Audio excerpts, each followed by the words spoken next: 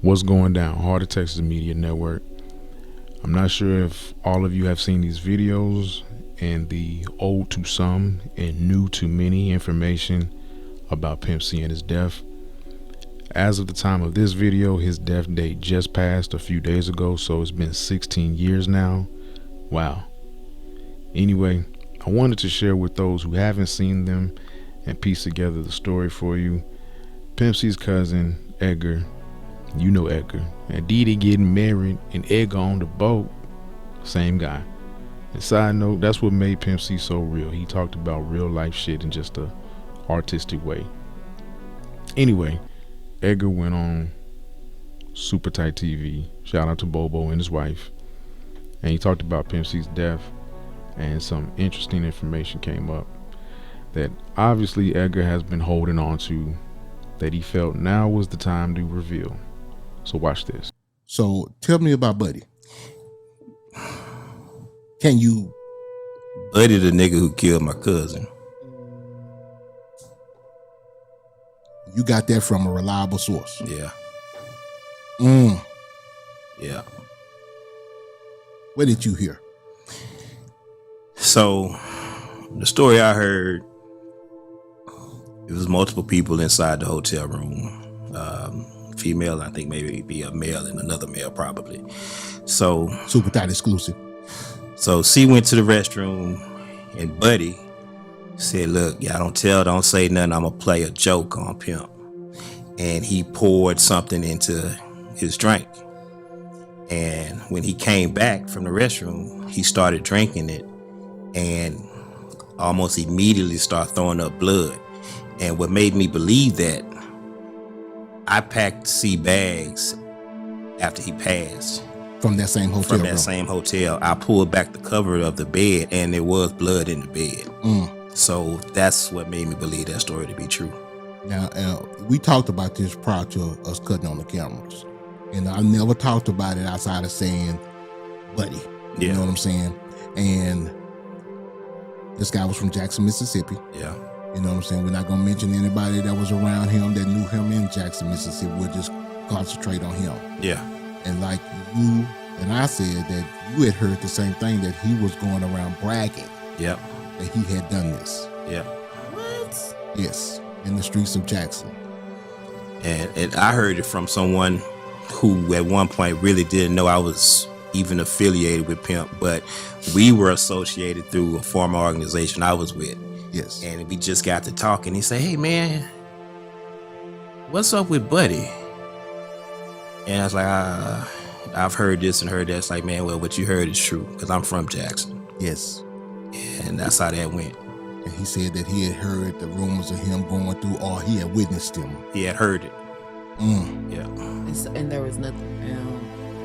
That's what that's my nurse, because my wife is a nurse now. Mm-hmm. You know, and she's going to ask some medical questions, and what she's asking is, were no traces of nothing found in the what do you call it, autopsy, or the what's the thing called when toxicology report? So no, and why I think what messed it up, and I'm gonna just say it like this. Yes. People did so much maneuvering around the autopsy to protect what was they might have thought was gonna show up. So that kind of changed the outcome of what really came out. In other words, they weren't looking for that. They wasn't looking for that. What you think they were looking for? Drink? They was looking for drink. And they found small traces of that. Not enough. They did say it wasn't enough to kill. Now y'all do know they said it wasn't enough to kill him. Yeah. And he had a prescription for that. And they tried to blame it on sleep apnea. Yeah. And them both is what took him out, is what the coroner's report said. But you know, mama died saying my baby was poisoned with cyanide. Her wish was to raise up enough money to have the body exhumed. Yes. To do her own independent. But she died for having that feeling. Let me ask you a question. After so long, you won't find something. That's what I'm about to ask my wife. Yeah. Unless you looking for that. No, I'm just saying. No, if they exhume the body now, it's too late. Probably won't find it. It's 15 years later. Because it's hard to find just regularly. So Golly. yeah. Wow. No, that come from apple seeds. A natural source. That's why you ain't supposed to grind up apple seeds in your smoothies. Kill yourself. Wow. You're teaching me something. So, I make jokes all the time, try to make light, because, I get on people's pages, and because, we love them. Yeah. And, with this Tupac situation going on with Keefy D, I was like, man, they need to be trying to solve Pimp's murder. In other words, to let us rest. Exactly. You know what I'm saying? Because, we can always say allegedly, but this guy's already passed. Yeah. You know what I'm saying? Go ahead. Yeah, go ahead. You had a question? No, go ahead. Yeah, he's already passed. So it's not that we want him prosecuted or anything like that, because I heard he went out in a similar fashion. Yeah. You know what I'm saying? Same thing I heard. Yes. So and before him, I heard his brother ended up getting pretty much chopped up in a like the farm. They had those tractors. Yes. Yeah. His brother, I believe, got caught into that and got ground up. Was that, do you think that was an accidental death, or was No. that somebody ran over him like I that? think that was intentional. I say, Yes. how you accidentally Because I heard that he was press into a the- lot of stuff. Yeah. So we're not going to mention what he was into Right. or anything like that. Yeah. But we just know. Now, the people that he was involved with is still here. Yeah. For real. Yeah. You gotta say their name. There's no names to say. Yeah. Yeah, so that's a sad situation. Yeah. You know what I'm saying? But I had a dream about Chad last month, bro. Wow. That's how, didn't I tell you that? I said, bro, and it's like, it's some things that you never shake. You know what I mean? Yeah.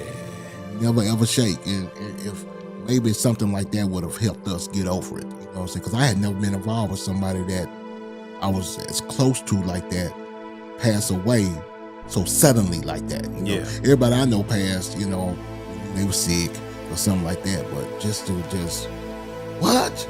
You know what I'm saying? And it left us in such a situation with so many unanswered questions. You talking about dreams? The early morning before he was found. To this day, that was the worst dream I ever had. I had a dream. It was so crazy. I was in his high rise when I had this dream, and it shook me so bad until I went down to the little area where the internet and the coffee section was, and I couldn't fall asleep. Yes. But the dream was, I had a dream that a cobra snake, huge cobra snake, had engulfed somebody, and all I could see was white shorts. She had always walked around the house in white boxes. White boxes on. A few hours later, while I was down there, I'm on the internet looking, just because he should have been home by now anyway. Yes. Because he had a PO meeting. Yes. So I was always the one who could see if he done changed his flights. Yes. Or he would call me to change the flight. Yes. And I noticed he didn't. So I'm looking at the time. He not answering his phone. So I'm still just monitoring it. So later on, I tell Shanara, hey, he about to miss his flight, and he got PO today. He never missed PO. He'll miss anything but a PO. Yeah. And I said, look, they know you were there in the room with them. Call the hotel. Ask them to go see make sure your husband is up. She did. Time went by. She got a call from the sheriff, and she dropped the call. We immediately knew something was wrong. What you mean she dropped the call? The call dropped from the Accidentally, like? Well, the sheriff, I think so. The sheriff, she got a call, and the call ID said Sheriff Department of LA or something like Yes. that. And she lost signal with him. So she called back, and that's when they said, you need to get out of here. They didn't tell y'all what, or they said just come. They didn't tell us what, we assumed, but this is what's crazy. Somebody called another guy from our team somebody else called Mike Mo and it's like, man, I heard your boy dead. But we hadn't got the official word. That's so. Ooh. How would they know? Exactly. So they calling people that knew C. Yes. That they had to connect with. I think, and this is something you can probably ask Munn too, because I think he got another call too. Before the official word. Before the official. What day was that on? Was that on that Monday or did y'all get it on that Tuesday? On that day, on that Tuesday. How long you think he was laying up in there, Edgar? Oh, it was... I talked to him Saturday. I did too. I talked to him. We were talking about the Scarface album. Yeah. We did back and forth, and then I was at a show, and I texted him that whole jamming, bro. Yeah. And that Scarface album was coming out on that Tuesday. Mm-hmm. Yeah, that same day, because that was his release party. Yes. And when I talked to him, he had just left 3-6 Mafia House. And he had learned a program or something on the computer. Yeah. And he's like, Ed, I'm about to step on their necks with this. And that's all we talked about. He was in good spirits. He was having fun. Yes. And so when I'll probably have to send you this picture too. C used to always get on me about burning candles and not putting them out while I go to sleep. And for that, I get on my wife as well. Yeah. I get paranoid about leaving the candle burning. Yes. So he always got on me about that. So when I packed his bags, the first thing I saw, two things I saw. The first thing was the candle had burned completely down. I heard about this. The second thing, his bag was packed neatly. Did that sound like C? No. No. So that's the first two things what made me look like, nah, this ain't right. So what's going to shock a lot of people is that no one ever knew that there was other people in the room. I mean, I'm gonna say some people did. Yeah. That's what I'm like. Yeah, but you know, the masses, the majority of people don't know that. They think it was just him in there and he just passed away. Yeah. It's tough, bro. And for a long time, I faulted myself for not being there. I was about to ask you because we always, and that's a story too. We always had to join rooms. I always had access to them. Yeah. And I know this is gonna probably stir up some things, but I gotta say it because that's how I feel. I always thought it was something suspicious from day one. I had never told C I had to work, so apparently his wife told him, okay, rewind. Mama was like, I thought you had to work. This is why they was already gone. Like, nah, where you get that from? Well, Shanara told C you had to work so you couldn't go on the trip. Wait a minute. Huh? Wait a minute. So by her telling him I couldn't go, stopped me from going. If that would have never happened, I would have been out there. Second thing, what was odd to me, he wanted a car service to drop him to the airport, drop him and her to the airport.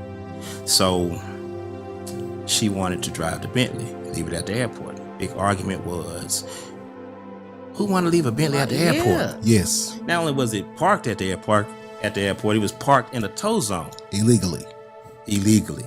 He called me. He's like, Ed, he said a few choice words about it. I left my Bentley parked in a tow zone, and you got the extra key, go move the car.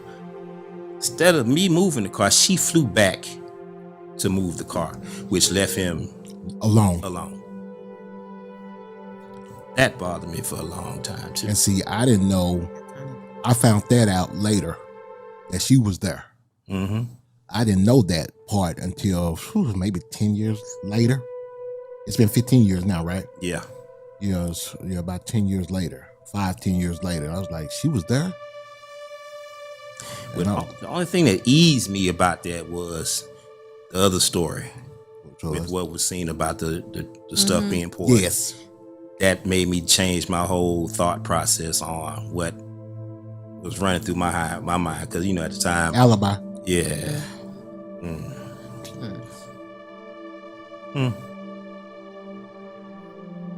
It does seem quite suspicious, though. I mean, Allegedly, y'all. Allegedly, y'all. It's all alleged, because I know y'all gonna. I'm gonna tell you right now. My wife is true crime to the heart. The gears is grinding. You know what I'm saying? Yeah.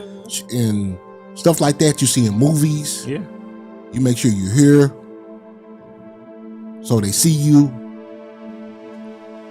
Allegedly, y'all. I'm just because you and I have know some things that we're not gonna say online, because everybody would be like, "What the fuck?" Yeah. You know what I'm saying? Not just you and I think you and I and maybe one other person. So a couple other people. That is wild. And you know, last time I saw Bird, I told you this story before the camera came on. Bird said he walked in on Mama while she was living on Shreveport Ave, right? Yeah. Came in through the garage like we always did.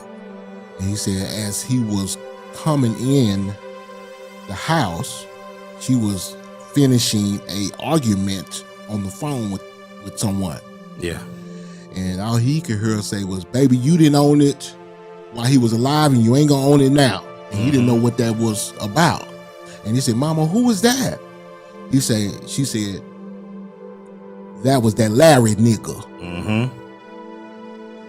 Old buddy." Yeah.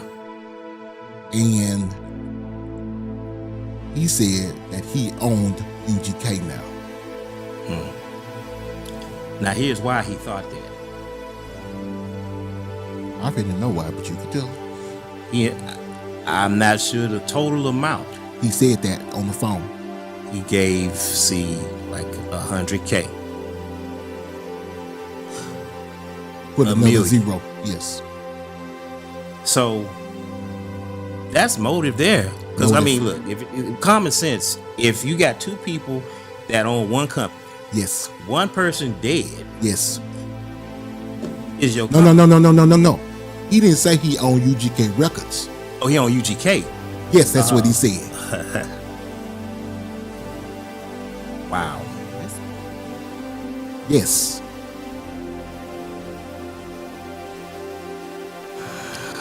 So this is Bird telling me, so I always have to say, I don't care who tells me, we're gonna always cover ourselves. Allegedly. Yeah. Right. You know what I'm saying?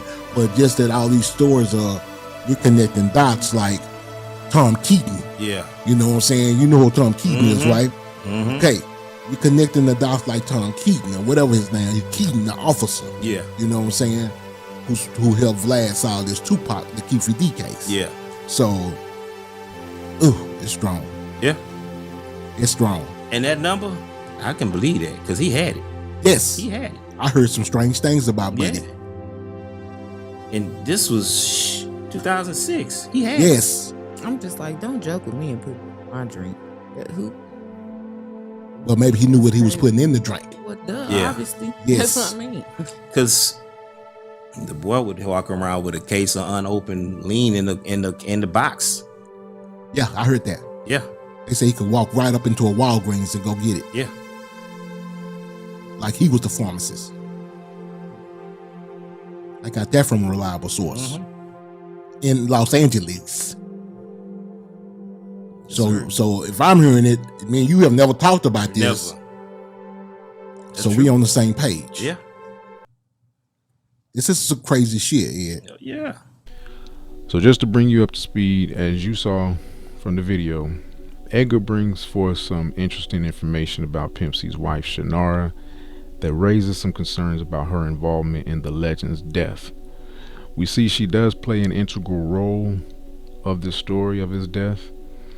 And now we here at Heart of Texas Media Network try to maintain a level of journalistic integrity, so no allegations will be made. We'll leave that up to the public to discuss. We did want to share this clip from Donnie Houston's podcast where Shanara tells the story in her words, and she mentions the mysterious guy, Buddy. Also, we just want you to pay attention to her body language and overall erratic behavior, should we say. Tell me what you think. Before we had kids, we partied with the best of them. Yeah, so yeah, we were doing way more than just weed. So in saying that, that's how I got pregnant. Yeah, going to rehab. So I made him meet me at the studio, and from then on, we partied. Okay, because it was Thanksgiving, then it was Christmas, then it was his birthday, then it was my mom's birthday, his mom's birthday, my dad's birthday in March, my birthday in April, and February was Thanksgiving. But after my birthday, I was like, what are we partying for? So we literally, how many months is that? Shit, I lost count. Yeah, see what I'm saying? So I did too. Then I was like, yeah, rehab. So that's when we started doing the rehab.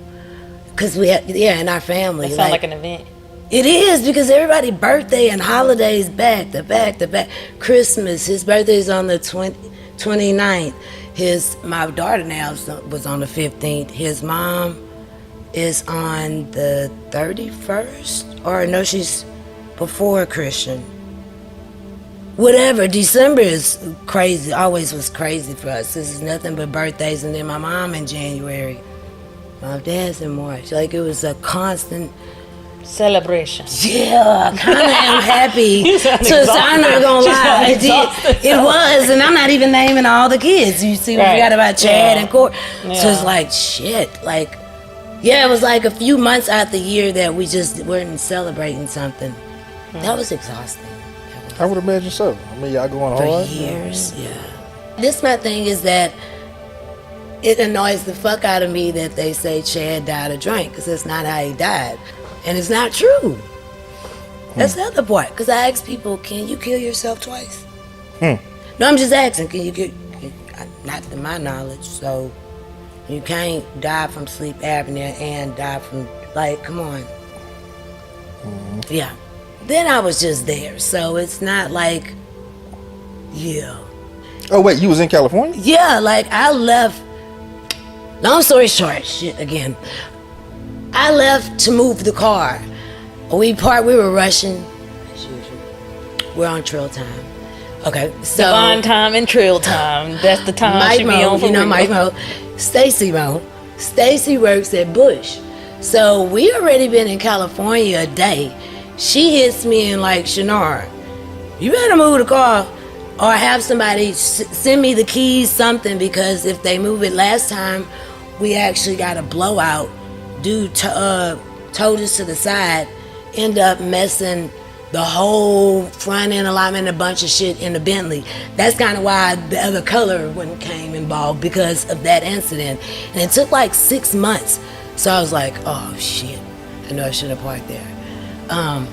Yeah, so I was like, well, tomorrow we're going back. He was performing at House of Blues, and we were tired. I just left New York. I came into Houston just to come with him to California, because we were also meeting the people with the publishing, and he had the House of Blues. I heard about thing. that publishing deal. Yeah. Buck. So, I always meet the people for the business part. So, by the time we got there, he was tired too. The eventful night, I forgot. Damn, our days seem like multiple days. I just thought about that. I did. Me and Mike came back in from New York, right? And Jeezy had a concert out here. That's when we all came. I was like, are we really going to this man concert? I love and I'm going to work with drama soon. I already put that out. I'm already putting that out. But I can totally remember him looking like, and I was like, what? And he took off, and I was like, what the fuck? Like, dog, we are not about to intimidate this man, or like, right. Oh God, we're already here. We're intimidating me. This is not right. To a certain extent, I'm like, we got shit to do. We about to have a whole new life going, you know? It's about to be something else. Like, okay, we showed up, we showed out. Let's get the fuck on out of here. Yeah. Then there was the strip, you know, that whole thing. So we were tired by the time we got there. And he was supposed to go meet DJ Paul, right? And I was supposed to wake him up, but I didn't, because it's like, you're tired. I didn't know Paul was riding around, because me and Paul not too long talked about that too. He was riding around LA because they were shooting their reality show, so he didn't want anybody, because I was like, well, you could just go to this fucking house or but he didn't want anybody to know where their house was while they were filming. I didn't know, so kind of was upset and blah blah blah, and I was like, oh well, you got attitude. I might want to move the car myself. I'm going, and I wanted to go, what's the club that had the Sky Bar? It had, was it some Sky Gardens. Yes, they had band and food. I kind of wanted to go there that night, so I was like, oh yeah, I'll go move the car, then just meet him. He got to come back. He had to come back first thing in the morning because he had to go to probation. So get the hell out of here. I already had fun. And then waiting for him, I was like, something ain't right, because he left me a voicemail. I just never listen to voicemail. I didn't listen to it until about 2 weeks later. Corey Moe or Mike Moe ever saved it for me, and I was like, it kind of freaked me out. But he was telling me about his whole day, his whole night. He was like, man, I was the hype man, and blah, blah, blah. It was just weird. It was kind of freaked me out. Yeah, but it was kind of odd too, because we don't really leave voicemails, you know? But he was pissy, and I'm like, how I normally am, and fuck y'all, like, you ain't gonna touch me. Not like that, but you know what I mean? Like, yeah, that's what happens to me. That's what goes on in marriage. You gonna say some shit somebody don't like, they gonna say some shit. You can't get in your feelings every time. Like, I'm just... Pick your battles. Yeah, I'm like, whatever. I did park the car.